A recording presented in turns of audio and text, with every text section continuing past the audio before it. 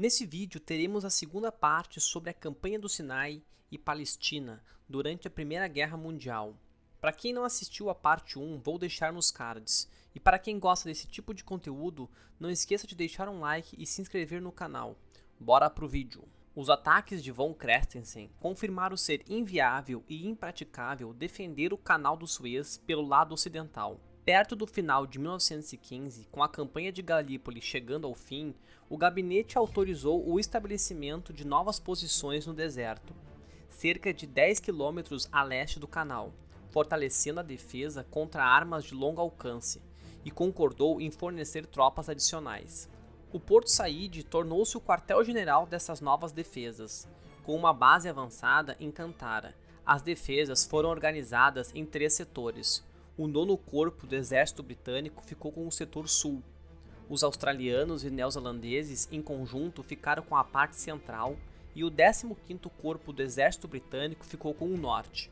No final de 1915, o general Maxwell, em seu quartel-general no Cairo, era responsável pelas tropas no delta do Egito, no deserto ocidental e no Sudão, e administrava toda a região, incluindo o Canal do Suez. O Ministério da Guerra britânico controlava a base do Levante, responsável pela administração das forças do Império Britânico em Salônica, Galípoli, Mesopotâmia e Índia, e tinha seu quartel-general em Alexandria. As forças em retirada em Galípoli e as divisões do Reino Unido formaram as Forças Expedicionárias do Mediterrâneo comandada pelo tenente-general Archibald Murray, com base montada em Ismailia. Após a evacuação de Galípoli, a força britânica total no Egito era de quase 400 mil homens, em 13 divisões de infantaria e montadas. Em março de 1916, Murray assumiu o comando de todas essas tropas que formaram a nova Força Expedicionária Egípcia.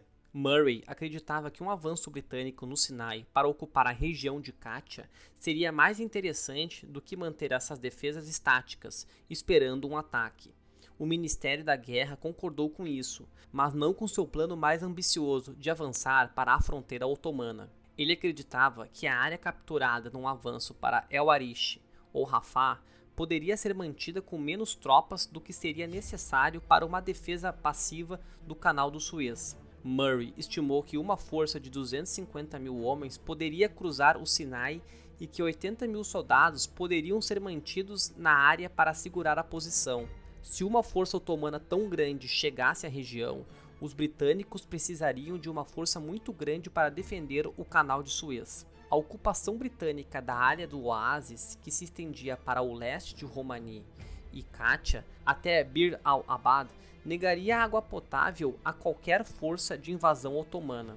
Murray planejou uma guarnição de 50 mil homens na área e obteve autoridade para construir um oleoduto para bombear água doce do Nilo e uma ferrovia para transportar as divisões de infantaria e seus suprimentos. Ele também decidiu esvaziar as cisternas de água em Harab, para que a rota central do Sinai não pudesse novamente ser usada pelas tropas otomanas que avançassem da Palestina, mas também manteve algumas tropas em Suez para defender a cidade. Essas operações começaram em fevereiro de 1916. No final de março e início de abril, 26 quilômetros de trilhos, incluindo desvios, foram construídos. A cisterna de água intacta e os poços na estrada central que atravessava o Sinai ainda permitiam que as forças do exército otomano ameaçassem o canal a qualquer momento.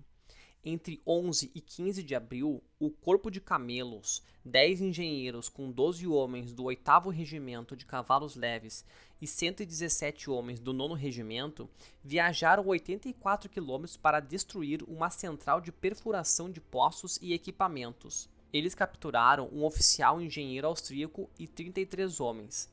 6 soldados otomanos morreram no confronto. Os engenheiros drenaram piscinas e cisternas, com cerca de 5 milhões de galões de água. Selaram as cisternas para evitar que se abastecessem durante as chuvas da próxima estação. Eles retornaram em 14 de junho. Com a rota central do Sinai agora negada a eles, as forças otomanas só poderiam avançar em direção ao Canal do Suez ao longo da costa norte. Kress von Christensen lançou um ataque surpresa no domingo de Páscoa, em 23 de abril de 1916, a leste do canal. A 5ª Brigada Montada estava de guarda da tubulação de água e da ferrovia que estava sendo construída no deserto em direção a Romani. Enquanto os 3 regimentos estavam amplamente dispersos, os esquadrões foram surpreendidos e esmagados na região de Katia, sofrendo a perda de cerca de 2 esquadrões. A luta pela área dos oásis demonstrou a sua importância para ambos os lados. A partir de uma base nos oásis, um grande número de tropas otomanas poderia ameaçar o Canal do Suez e controlar a península do Sinai com a ameaça de um ataque de flanco. A 2ª Brigada de Cavalos Leves australiana e as brigadas de rifles montados da Nova Zelândia receberam ordens de ocupar a área no dia seguinte aos combates. A 37 quilômetros de Kantara, eles patrulhavam e reconheciam detalhadamente a área. A 1ª Brigada de Cavalaria Leve australiana chegou em 28 de maio de 1916.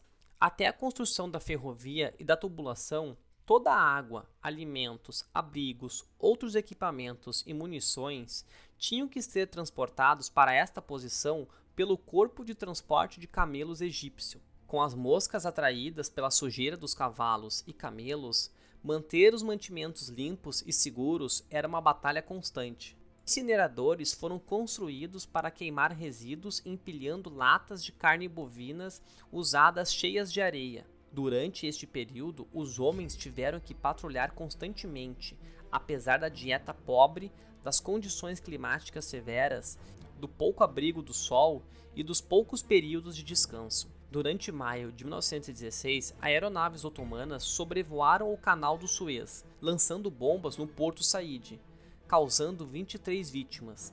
Em 18 de maio, a cidade e o aeródromo ocupados pelos otomanos em El Arish foram bombardeados por ordem do coronel Salmon, em represália aos primeiros ataques otomanos.